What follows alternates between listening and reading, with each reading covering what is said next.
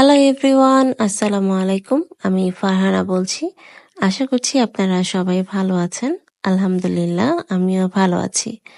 নতুন একটা recipe blog নিয়ে চলে আসলাম আপনাদের মাঝে।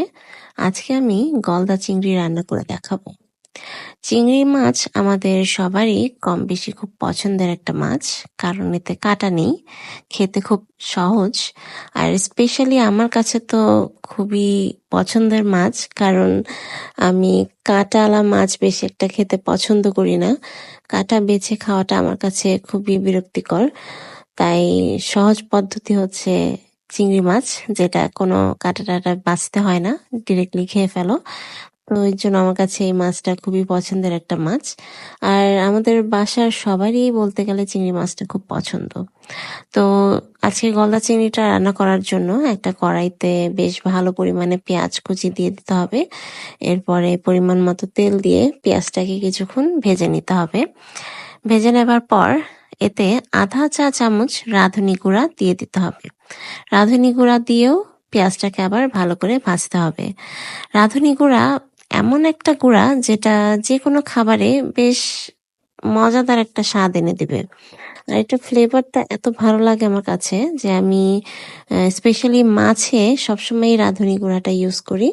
আর মাংসতেও আমি দিয়ে থাকি মাঝে মাঝে, আবার মাঝে মাঝে রাঁধুনি গুঁড়া ছাড়াই রান্না করি। তো পেঁয়াজটা যখন হালকা ব্রাউন কালার হয়ে আসবে তখন এতে এক এক করে 2 চা চামচ মরিচের গুঁড়া এবং 1.5 চামচ হলুদের গুঁড়া দিয়ে দিতে হবে। হলুদের গুঁড়াটা একটু কমই দিয়েছি, কারণ হলুদ কালারটা খুব ডার্ক কালার, একটু সামান্য পরিমাণ দিলেই বেশ ভালো কালার হয়ে যায়। তো এরপরে এতে 2 চা চামচ রসুন বাটা এবং 2 চা চামচ আদা বাটা দিয়ে দিতে হবে। দিয়ে আবারও এটাকে একটু ভালো করে কষিয়ে নিতে হবে পেঁয়াজগুলোকে ভালো করে কষিয়ে নেবার পর এতে পেঁয়াজ বাটা দিয়ে দিতে হবে। পেঁয়াজ বাটাটা এখানে বেশ ভালো পরিমাণেই দিতে হবে, যেহেতু এটা একটু ঘন গ্রেভি করতে চাচ্ছি। আর গ্রেভিটা ঘন করার জন্য পেঁয়াজ বাটাটা অবশ্যই একটু বেশি করে দিতে হয়। তো এখানে প্রায় 3 থেকে 4 চামচ পেঁয়াজ বাটা দিয়ে দেওয়া হয়েছে। তো এরপরে আবারও এই মশলাগুলোকে ভালো করে কষিয়ে নিতে হবে, যাতে কাঁচা কাঁচা ভাব না রয়ে যায়। এরপরে ভালো করে কষিয়ে নেবার পর এখানে চিংড়ি মাছগুলোকে এক এক করে সুন্দর করে দিয়ে দিতে হবে। যেহেতু মাছগুলো বেশ বড় সাইজের ছিল আর মাথাগুলো বেশ বড় এবং নরম, তো খুব সাবধানে একটা একটা করে আর কি দেওয়া হচ্ছে, যাতে মাথা ভেঙে পড়ে না যায়। তো দিয়ে এগুলোকে ভালো করে মশলার সাথে আস্তে ধীরে মেশাতে হবে। তো খুব সাবধানে আলতোভাবে আর কি মেশানো হচ্ছিল, কারণ মাথাগুলো খুব বেশ নরম আর কি। তো খুলে যাতে না যায়, ভেঙে যাতে না যায়, তাই সাবধানতার সাথে মেশানো হচ্ছিল এগুলোকে। তো এগুলোকে মশলার সাথে খুব ভালোভাবে নাড়াচাড়া দিয়ে মিশিয়ে নেবার পর ঢাকনা দিয়ে কম আঁচে চুলায় বসিয়ে দিতে হবে, যাতে মাছগুলো খুব ভালো করে কষানো হয়ে যায়। এবং কষানো হয়ে যাওয়ার পর ঢাকনা তুলে আবারও মাছগুলোকে একটু নাড়াচাড়া দিয়ে মশলার সাথে ভালো করে মিশিয়ে দিতে হবে। এরপর এতে পানি দিয়ে দিতে হবে পরিমাণ মতো পানি দিয়ে দিতে হবে। পানি অতিরিক্ত বেশিও দেওয়া যাবে না, আবার একদম কম দিলেও হবে না। মাছটা ভালোভাবে হয়ে যাওয়ার জন্য ওই পরিমাণ মতো পানিটা দিয়ে দিতে হবে আর কি।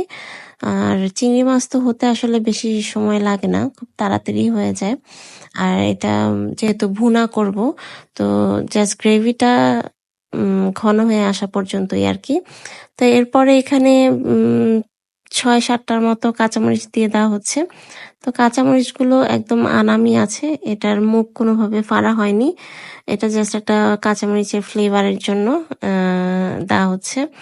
তো এরপরে এখানে ঝোলটা একটু দেখা হচ্ছিল ভালো করে, যে কতটুকু হয়েছে, কতটুকু গ্রেভি হয়েছে। তো এখানে বেশ ভালোই মোটামুটি গ্রেভি হয়ে এসেছে, আর একটু রাখতে হবে আর কি। এরপরে এখানে পেঁয়াজ বেরেস্তা দিয়ে দেওয়া হচ্ছিল। পেঁয়াজ বেরেস্তাটা অবশ্যই মাস্ট নামানোর আগে দিতে হবে, যাতে এটাতে একটা স্মোকি ফ্লেভার চলে আসে। আর যে স্বাদটা আসবে সেটা অতুলনীয়। পেঁয়াজ বেরেস্তাটা দিয়ে দেওয়ার পর আরো কিছুক্ষণ এটাকে চুলায় রাখতে হবে। ঝোলটা আরেকটু ঘন করতে হবে আর কি। তো এরপরে বেশ ভালো কিছুক্ষণ চুলায় রেখে দেওয়া হয়েছে। তো বেশ কিছুক্ষণ চুলায় রেখে দেওয়ার পর এখানে ধনিয়া পাতা কুচি দিয়ে দিতে হবে।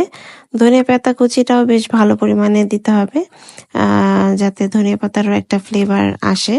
তো ধনিয়া পাতা দিয়ে দেওয়ার পরও এটাকে আর কিছুক্ষণ চুলায় রেখে দিতে হবে। এরপরে এটাকে নামিয়ে পরিবেশন করতে হবে। তো আজকে রান্নার ভিডিওটা এই পর্যন্তই।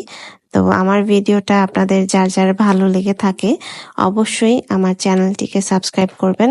আপনারা যে যেখান থেকেই দেখে থাকুন, এটা ইউটিউব থেকে দেখে থাকলে অবশ্যই সাবস্ক্রাইব করবেন, আর ফেসবুক থেকে দেখে থাকলে অবশ্যই আমার পেজটাকে ফলো দিয়ে রাখবেন এবং আমার সব ভিডিওতে লাইক, কমেন্ট এবং শেয়ার করবেন এবং অবশ্যই আমাকে জানাবেন যে আমার ভিডিওগুলো কেমন লাগে। আজকে এই পর্যন্তই। আসসালামু আলাইকুম।